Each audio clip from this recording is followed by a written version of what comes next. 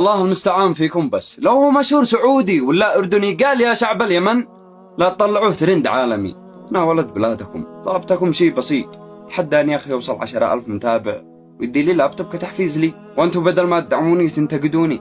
الله المستعان يا عيبان. يعني إحنا اليمنيين واصل للغريب. أنا أشتي أسألك سؤال واحد فقط.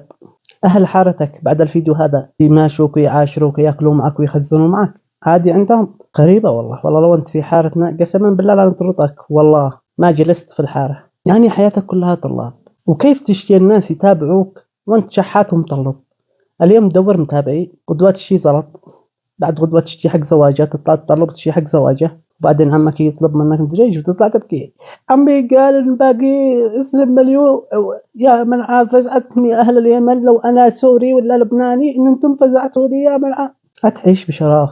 بس بيني وبينكم هم ما بيعيشوا الا هذولا، ما عندش اي حاجز، يطلب في اي حاجه ما يحنبش. يعني لا ضاقت علي ما يصير يصلي ويدعي الله، لا ما عندش اي حواجز، يفعل فيديو ويطلع يطلب ويشكي ويبكي وينذل الناس عادي عنده نو بروبلم، ما عندش اي مشكله. فهذولا الناس الذي بيعيشوا.